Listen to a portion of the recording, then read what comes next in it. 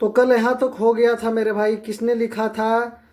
इस निर्णय से इनकार करना कठिन है कि तथाकथित 1857 का प्रथम राष्ट्रीय स्वतंत्रता संग्राम न तो प्रथम था और न राष्ट्रीय था, न ही स्वतंत्रता संग्राम था। ये आरसी मजूमदार लिखे थे मेरे भाई। यहाँ तक कल हो गया था। और थोड़ा सा एक चीज़ और याद रखिएगा कि ये जो पूरा टॉपिक हो गया आपका, थोड़ा सा ये वाला 1857 का विद्रोह, इससे आपका एक क्वेश्चन तो कम से कम पक्का है हर एग्जाम में मेरे भाई। एक क्वेश्चन एकदम पक्का आना है, इसको थोड़ा देख लीजिएगा। तो चलिए नेक्स्ट क्वेश्चन में आपका थोड़ा सा इसको जूम कर लिया जाए।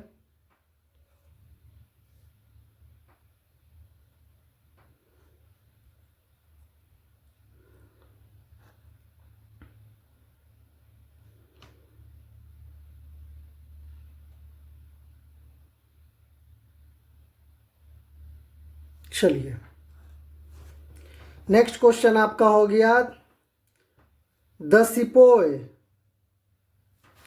थोड़ा सा और, the sepoy mutiny and the rebellion of 1857 नामक पुस्तक किसने लिखी थी? तो आरसी मजूमदार ने किताब लिखा था the sepoy mutiny and the rebellion of 1857। ये बुक लिखे थे आरसी मजूमदार। किसने 1857 के विद्रोह को एक षड्यंत्र की संज्ञा दी थी? षड्यंत्र की संज्ञा दिया था सर जेम्स आउट्रम एवं W Taylor. Sir James Outram एवं डब्ल्यू टेलर ने 1857 के विद्रोह को एक षड्यंत्र की संज्ञा दिया था।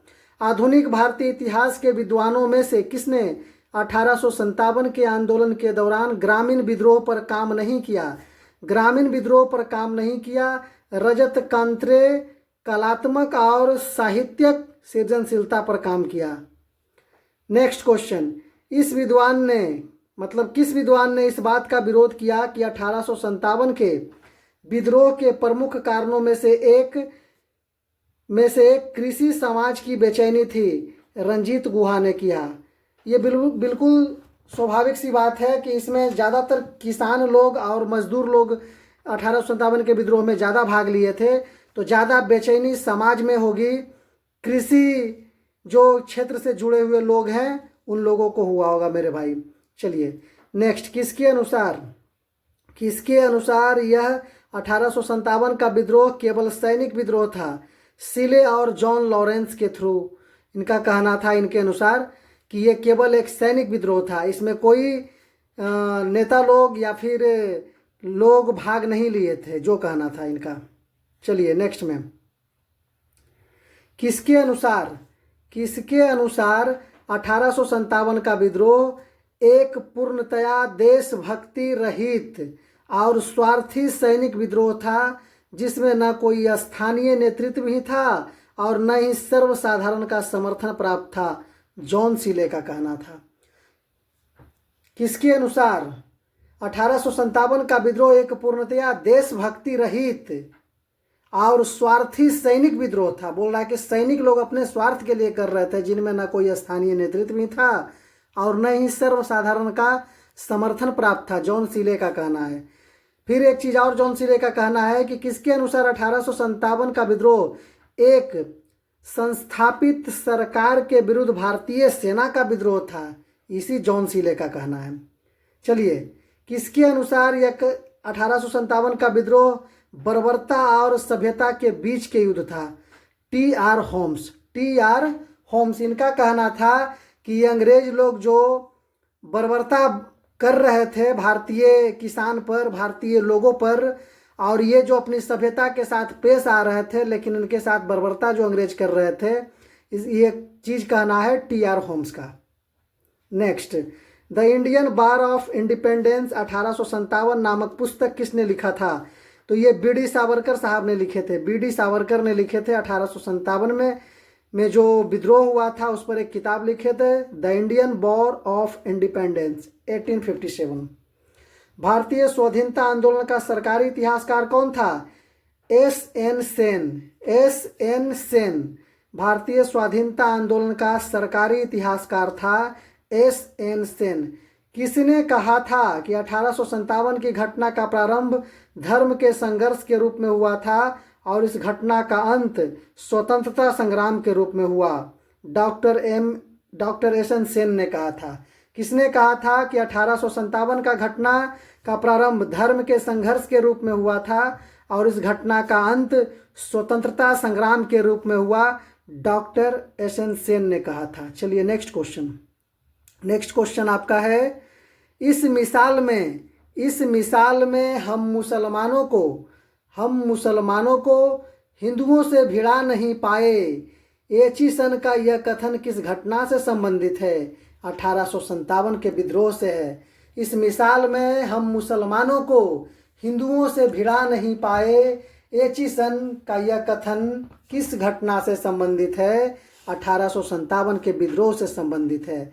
मतलब एचिसन का कहना है कि ये हिंदुओं और मुसलमानों के बीच झगड़ा बढ़ाने के लिए ये सब किया गया था, चर्बी वाले कारतूस का उपयोग। नेक्स्ट, 1857 के विद्रोह के दमन के बाद भारतीय फौज के नवगठन के लिए किस आयोग का गठन किया गया था?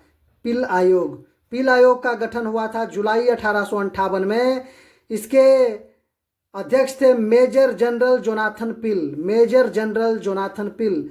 1857 के विद्रोह के दमन के बाद भारतीय फौज के नवगठन के लिए किस आयोग का गठन हुआ था? तो पिल आयोग का गठन हुआ था जुलाई 1858 में मेजर जनरल जोनाथन पिल के द्वारा। नेक्स्ट, 1857 के विद्रोह के बाद ब्रिटिश सरकार ने सिपाहियों का चयन किन प्रांतों से किया था? तो पर्वतीय क्षेत्र गोरखा प्रांत से। पंजाब और उत्तर प्रांत को गोरखा प्रांत बोला जाता था, जो पर्वतीय क्षेत्र था। महारानी विक्टोरिया ने भारतीय प्रशासन को ब्रिटिश ताज के नियंत्रण में लेने की घोषणा कब की थी? तो 1 नवंबर 1858 को महारानी विक्टोरिया ने भारतीय प्रशासन को ब्रिटिश ताज के नियंत्रण में लेने की घोषणा कब की थी? 1 नवंबर 1858 को। और महारानी विक्टोरिया को कौन सा बीमारी हो गया था? होमोफीलिया नामक रोग हो गया था। होमोफीलिया, इसमें क्या होता है कि रक्त का थक्का नहीं बनता है। चलिए नेक्स्ट आ जाइए। साम्राज्ञी विक्टोरिया ने 1858 की घोषणा में भारतीयों को दिए गए किस आश्वासन को पूरा किया था? साम्राज्ञी विक्टोरिया ने 1858 की घोषणा में भारतीयों को दिए गए किस आश्वासन को पूरा किया था? तो रियासतों को हड़पने की नीति को त्याग दिया जाए, ये घोषणा पत्र किया गया था और आश्वासन दिया था कि अब से ऐसा नहीं होगा। चलिए नेक्स्ट है 1 नवंबर 1858 को महारानी विक्टोरिया ने घोषणा पत्र इलाहाबाद में पढ़कर किसने सुनाया था? तो लॉर्ड कैनिंग ने सुनाया था। 1 नवंबर 1858 को महारानी विक्टोरिया का घोषणा पत्र इलाहाबाद में पढ़कर सुनाया था, लॉर्ड कैनिंग ने सुनाया था। नेक्स्ट क्वेश्चन, अपने पुत्र के स्थान पर दूसरे उत्तराधिकारी को गोद लेने के अधिकार को पुनः स्थापित किस घोषणा द्वारा किया गया था? तो 1858 के साम्राज्ञी की घोषणा से। 1858 की साम्राज्ञी की घोषणा से गोद लेने के अधिकार को पुनः क्या किया गया? स्थापित किया गया 1858 के साम्राज्ञी की घोषणा से। साम्राज्ञी मतलब जो वहाँ रानी थी ब्रिटेन की, उनकी घोषणा के कारण यहाँ सब करवाया जाता था, सब लागू यहाँ करवाया जाता था। नेक्स्ट क्वेश्चन, 1857 की क्रांति से पूर्व ब्रिटिश और भारतीय सेना का देश में क्या अनुपात था? तो 1:5 का अनुपात था। 1:5 का अनुपात था। चलिए अब इतिहासकारों का मत जान लीजिए 1857 के विद्रोह के बारे में, इनका क्या क्या मत था, क्या क्या कहना था। चलिए नेक्स्ट क्वेश्चन, इससे तो 1 नंबर एकदम आना है मेरे भाई, 1 नंबर इससे आता है, प्री हो या मेंस हो, इसमें आता ही। चलिए, यह विद्रोह राष्ट्रीय स्वतंत्रता के लिए लड़ा गया सुनियोजित स्वतंत्रता संग्राम था। बीडी सावरकर का कहना है कि यह लड़ाई स्वतंत्रता के लिए लड़ा गया था, लेकिन यह सुनियोजित था, कोई मैनेजमेंट ठीक ढंग से नहीं था। बीडी सावरकर जी का कहना है। यह राष्ट्रीय विद्रोह था न कि सिपाही विद्रोह था। बेंजामिन डिजरेली का कहना है कि यह एक राष्ट्रीय लेवल का विद्रोह था, इंटरनेशनल लेवल का, नेशनल लेवल का, न कि सिपाही विद्रोह था। यह सिपाही विद्रोह के अतिरिक्त कुछ नहीं था। जॉन लॉरेंस का कहना है कि यह केवल सिपाही विद्रोह था। जॉन लॉरेंस का कहना है यह पूर्णतया देशभक्ति रहित और स्वार्थी सिपाही विद्रोह था। सीले का कहना है कि देशभक्ति इसमें कुछ नहीं थी, सिपाही लोगों का अपना एक स्वार्थ था और उसी का विद्रोह था। ये सीले का कहना है। यह अंग्रेजों के विरुद्ध हिंदू और मुसलमानों का षड्यंत्र था। ये चीज कहना है अंग्रेजों के विरुद्ध हिंदू और मुसलमानों का षड्यंत्र जेम्स आउट्रम और डब्ल्यू टेलर का कहना है। जेम्स आउट्रम और डब्ल्यू टेलर का कहना है कि यह हिंदू और मुसलमानों के बीच एक अंग्रेजों का षड्यंत्र था। चलिए नेक्स्ट क्वेश्चन। नेक्स्ट क्वेश्चन है यह सभ्यता एवं बर्बरता का संघर्ष था। किनका कहना है? टी.आर. होम्स का कहना है। यह सभ्यता एवं बर्बरता का संघर्ष था, टी.आर. होम्स का कहना है। यह धर्मार्धों का ईसाइयों के विरुद्ध एक धर्म युद्ध था। ये किसका कहना है? L.E.R. रिज का कहना है। रिज का कहना है यह धर्मार्धों का ईसाइयों के विरुद्ध एक धर्म युद्ध था। L.E.R. रिज का कहना है। यह सैनिक विद्रोह से बहुत बड़ा था। यह सैनिक विद्रोह से बहुत बड़ा था किंतु एक प्रथम स्वतंत्रता संग्राम से बहुत कम था। एस.एन. सेन का कहना है कि यह सैनिक विद्रोह से तो बहुत बड़ा था लेकिन स्वतंत्रता संग्राम के लिए जितनी बड़ी युद्ध होनी चाहिए, हर राज्य से, हर जिला से जो युद्ध होना चाहिए उस लेवल का नहीं था। एस.एन. सेन का कहना है।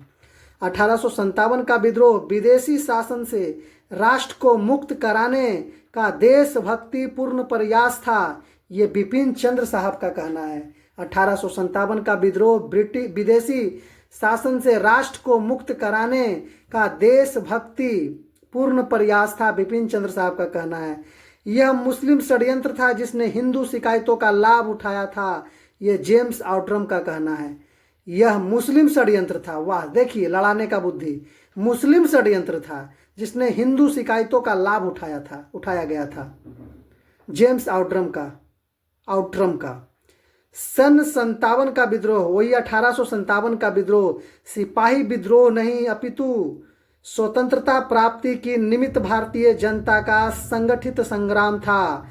ये बात बोले थे पंडित जवाहरलाल नेहरू।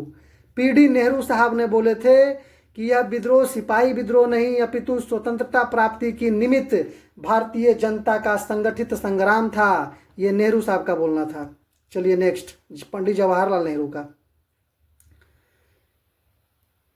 1857 से संबंधित कुछ प्रमुख पुस्तकें। ये 1857 के विद्रोह जो हुआ था उन पर कुछ पुस्तकें भी लिखी गई थी। चलिए इसके बारे में एक झलक देख लेते हैं मेरे भाई। इस पेज से, ये पूरे पेज से एक नंबर तो समझिए कि फिक्स ही है मेरे भाई। एक नंबर पूरे पेज से फिक्स है, 1 marks. The Indian war of independence 1857, B D. Savarkar साहब का कहना है। The Indian war of independence 1857 B D. Savarkar साहब का किताब है। 1857 the great revolt, S N. Sen का ये लिखा गया बुक है। 1857 the great revolt, S N. Sen का कहना है। The sepoy mutiny and revolt of 1857, R C. Majumdar साहब का कहना है। The sepoy mutiny and revolt of 1857, R C. Majumdar. The first Indian war of independence 1857 to 59, किसने लिखा था? कार्ल मार्क्स और फ्रेडरिक एंजेल्स। चलिए, civil rebellion in Indian mutinies 1857 से 1859, किसने लिखा था? शशिभूषण चौधरी ने लिखा था। The college of the Indian revolt, sir Syed Ahmed Khan ने लिखा था। The college of the Indian revolt, sir Syed Ahmed Khan ने लिखा था। The peasant and the Raj, Ruskin Thomas Stokes ने लिखा था। The peasant and the Raj, Ruskin Thomas Stokes. The history of the sepoy war in India, John William काबे ने लिखा था ये किताब। The history of the sepoy war in India, John William काबे ने लिखा था। चलिए नेक्स्ट क्वेश्चन। नेक्स्ट क्वेश्चन आपका है, असबाब Asbab e Baghawat e Hind sir Syed Ahmed Khan. Asbab e Baghawat e Hind sir Syed Ahmed Khan. The great rebellion पुस्तक किसने लिखा था? अशोक मेहता साहब ने लिखा था। Civil rebellion in the Indian mutinies 1857 से 1859 डॉक्टर एस.वी. चौधरी ने लिखा था। Civil rebellion in the Indian mutinies 1857 से 1859 डॉक्टर एच.बी. चौधरी ने लिखा था। चलिए नेक्स्ट स्लाइड में आपका थोड़ा सा इसको जूम कर लिया जाए।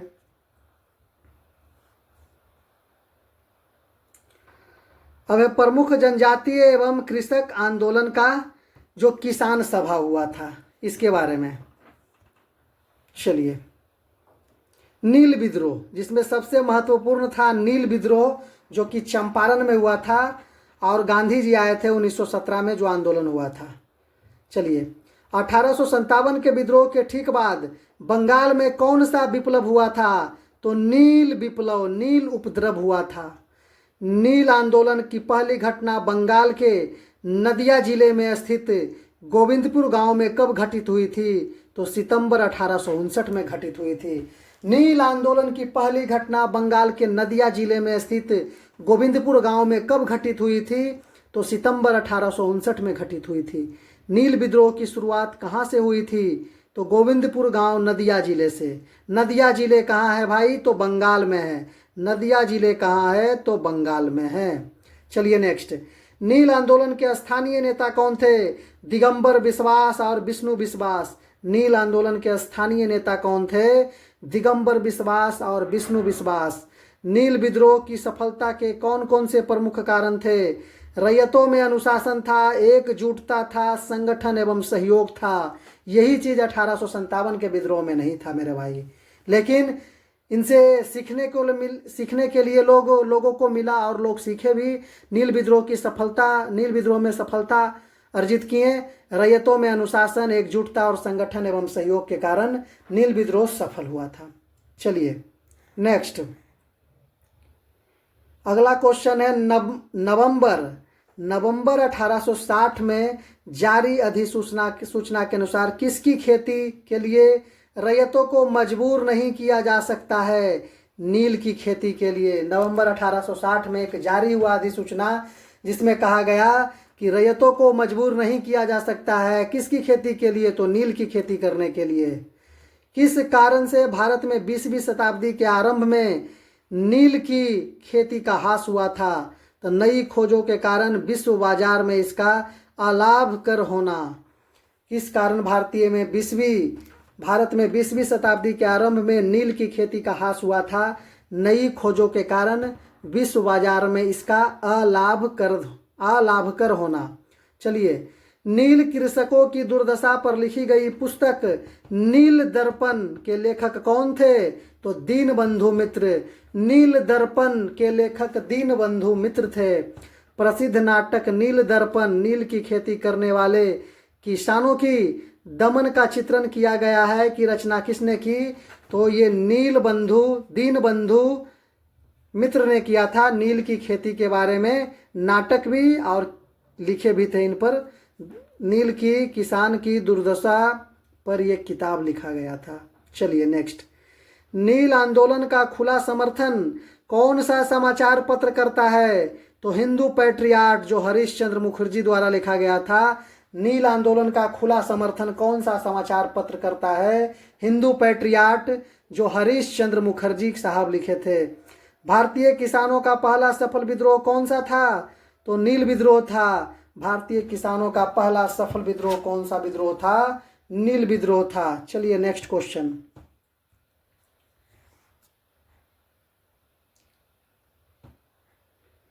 नेक्स्ट क्वेश्चन आपका है कि किसे भारतीय कृषक वर्ग का प्रथम आम विद्रोह कहा जा सकता है? तो बंगाल का नील विद्रोह को कहा जाता है। भारतीय कृषक वर्ग का प्रथम आम विद्रोह बंगाल का नील विद्रोह था। अब थोड़ा आ जाइए सन्यासी विद्रोह में। सन्यासी विद्रोह का प्रभाव किस राज्य में था? तो सन्यासी विद्रोह का प्रभाव बंगाल में था। दूसरा, सन्यासी विद्रोह के प्रमुख नेतृत्वकर्ता कौन थे? मजनून शाह थे, चिराग अली थे, मूसा शाह थे, भवानी पाठक एवं देवी चौधरानी। सन्यासी विद्रोह के प्रमुख नेतृत्वकर्ता थे मजनून शाह, चिराग अली, मूसा शाह, भवानी पाठक एवं देवी चौधरानी थी। चलिए नेक्स्ट, तीर्थ स्थलों पर आवागमन पर प्रतिबंध लगाने के फलस्वरूप उत्पन्न सन्यासी विद्रोह कब तक चला था? 1763 से 1800 ईस्वी तक। ये सन्यासी विद्रोह कैसे हुआ था? तो तीर्थ स्थलों पर आवागमन पर प्रतिबंध लगा दिया था, इससे सन्यासी विद्रोह उत्पन्न हुआ था और जो चला था 1763 से 1800 ईस्वी तक। सन्यासी विद्रोह में हिंदुओं और मुसलमानों दोनों की भागीदारी के कारण किस एक अन्य नाम से भी जाना जाता है? तो सन्यासी विद्रोह को फकीर विद्रोह के भी नाम से जाना जाता है। सन्यासी विद्रोह को एक फकीर विद्रोह के नाम से भी जाना जाता है। किस विद्रोह को बंकिम चंद्र चटर्जी ने अपने उपन्यास आनंद मठ में उल्लेख करके प्रसिद्ध कर दिया था? सन्यासी विद्रोह का। किस विद्रोह को बंकिम चंद्र चटर्जी ने अपने उपन्यास आनंद मठ में उल्लेख करके प्रसिद्ध कर दिया था? तो ये सन्यासी विद्रोह ही था जो अपने उपन्यास आनंद मठ में जिसका उल्लेख किए थे। कौन? ये आपका बंकिम चंद्र चटर्जी साहब ने किया था। चलिए नेक्स्ट क्वेश्चन, किसने अपनी कृतियों द्वारा सन्यासी विद्रोह की ख्याति प्रदान की थी? तो बंकिम चंद्र चटर्जी ने। किसने अपनी कृतियों द्वारा सन्यासी विद्रोह को ख्याति प्रदान की थी, मतलब पूरे वायरल करवाया था? बंकिम चंद्र चटर्जी ने। बंकिम चंद्र चटर्जी के प्रसिद्ध उपन्यास आनंद मठ का कथानक किस पर आधारित है? तो सन्यासी विद्रोह पर आधारित है।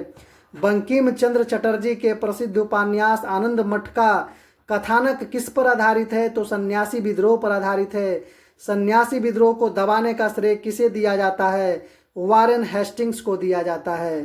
सन्यासी विद्रोह को दबाने का श्रेय किसे दिया जाता है? तो वारेन हेस्टिंग्स को दिया जाता है। खासी विद्रोह किस क्षेत्र में उत्पन्न हुआ था? गारो एवं जयंतिया पहाड़ी क्षेत्र जो मेघालय में है।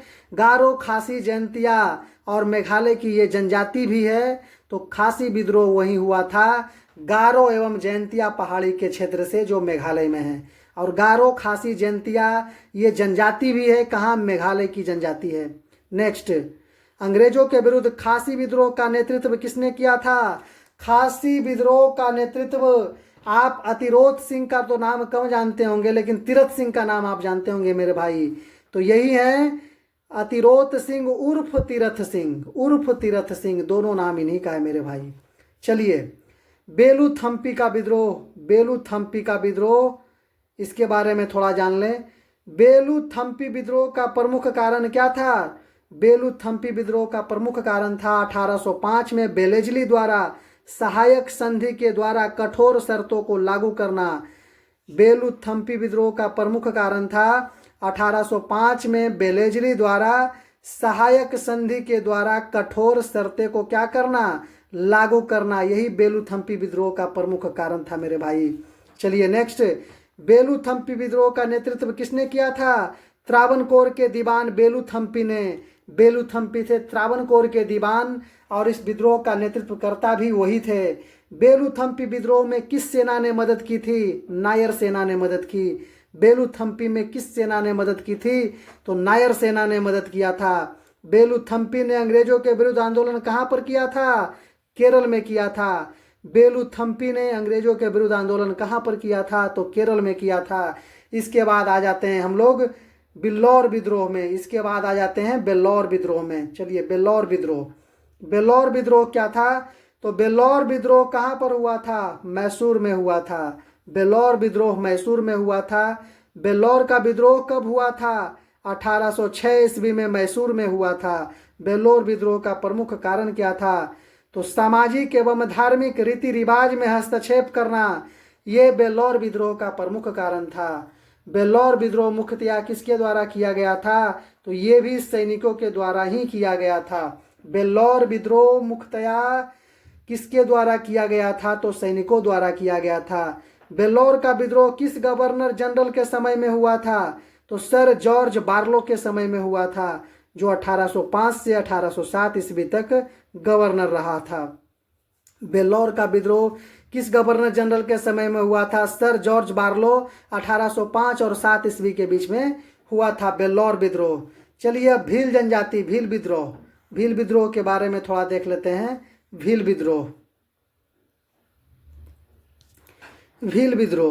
भील विद्रोह कहाँ पर हुआ था? तो महाराष्ट्र में खानदेश 1812 से 1819 ईस्वी में हुआ था भील विद्रोह। अंग्रेजों के विरुद्ध भीलों द्वारा क्रांति कहाँ प्रारंभ की गई थी? मध्य प्रदेश एवं महाराष्ट्र में। और भीलों की एक बहुत शानदार वाक्या था, प्राणी जाया भीलो जाया भाई भाई, प्राणी जाया भीलो जाया भाई भाई।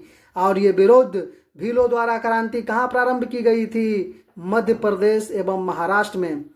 भील विद्रोह किसके विरुद्ध किया गया था? अंग्रेजों के विरुद्ध। भील विद्रोह किसके द्वारा किया गया था? अंग्रेजों के विरुद्ध किया गया था। कंपनी के अधिकारियों के अनुसार भील विद्रोह को किसने प्रोत्साहित किया था? भील विद्रोह को प्रोत्साहित करने वाले थे पेशवा बाजीराव द्वितीय एवं त्रंबक जी दांगलिया और पेशवा बाजीराव द्वितीय।